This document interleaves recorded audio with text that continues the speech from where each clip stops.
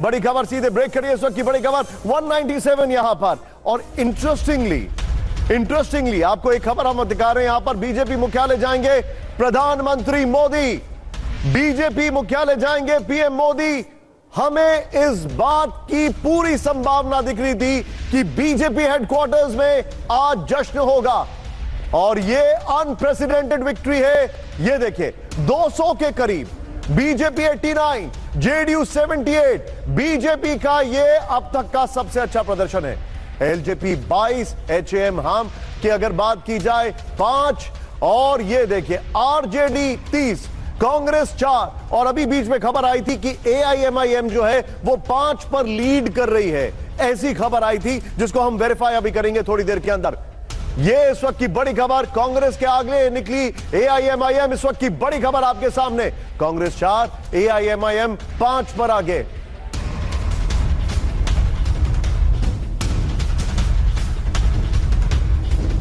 राम कृपाल जी हमारे साथ हैं। सर, सवाल वही है, आप लोकसभा के बाद ये जो कंसेक्यूटिव विक्ट्रीज हो रही हैं, अब इसके लिए कोई कुछ भी कहे, जो भी कहे, but nothing succeeds like success. क्या यह दिखा रहा है कि प्राइम मिनिस्टर मोदी की पॉपुलैरिटी जो है उसमें कोई डेंट नहीं आया? बिल्कुल निशांत जी, और मैं एक बात कह रहा हूं कि यह सिर्फ पिछला लोकसभा चुनाव नहीं, वो एक अपवाद था। उसके पहले से अगर आप देखें, जैसा मैंने कहा कि 15 साल के बाद गुजरात में जब चुनाव होता है तो बीजेपी अपने सारे रिकॉर्ड तोड़ करके सबसे ज्यादा वो सीटें लाती है। वही करीब करीब इस समय बिहार में हुआ है। और एक मोदी जी के लिए, मोदी जी की स्ट्रेंथ यह है कि बीजेपी का अगर कोई विकल्प सामने दिखाई नहीं पड़ता है तो आप समझ लीजिए मोदी जी की आगे की राहें बहुत आसान हो जाएंगी। बिहार का जो रिजल्ट आया है उसमें कांग्रेस ने का जो रोल रहा है, उसके चलते आप मान लीजिए कि आने वाले समय में ममता बनर्जी और अखिलेश कांग्रेस को कहां रखेंगे, क्या करेंगे, कुल मिलाकर के कि एक जो भारी आपने एक बहुत बड़ी बात की है। हाँ। क्या राधिका जी हमारे साथ हैं अभी? अगर राधिका जी हैं तो मैं उनके पास जाना चाहूंगा। राधिका जी हैं क्या? राधिका खेड़ा अपनी टीम से मैं जी। राधिका जी, मेरा सवाल आपसे ये है, जो पहले तो मेनी कांग्रेचुलेशंस इस विक्ट्री पर। अब तो इट्स ऑलमोस्ट सेटल्ड यहां पर, लेकिन सवाल हर एक के मन में एक ही है।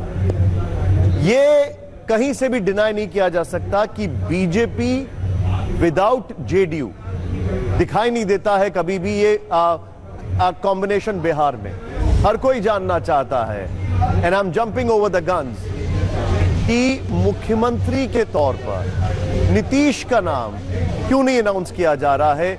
वहां पर जेडीयू कह रही है 25 से 30 नीतीश। अभी थोड़ी देर पहले मांझी जी ने कहा नीतीश ही मुख्यमंत्री बनेंगे। तो ये इस लिहाज से कब अनाउंसमेंट होगा?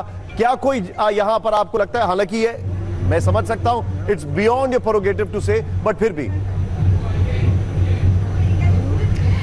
निशांत जी, आपने मुझे एक एडवाइस दी थी कि हम्बल होना चाहिए जीत के बाद।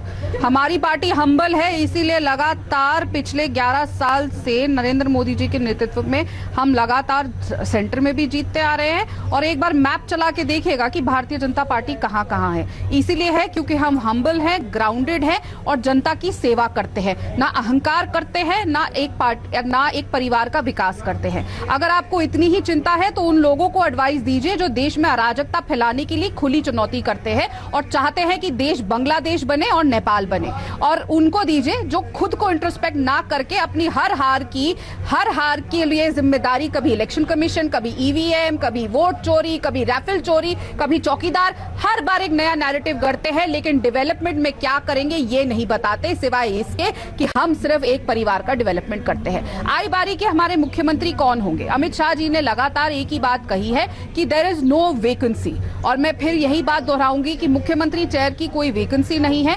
कौन बनेगा वो आपके सामने बहुत जल्द आ जाएगा। हमने चुनाव नीतीश कुमार जी के नेतृत्व में लड़ा है और आगे भी चेहरा आपके सामने क्लियर ही है।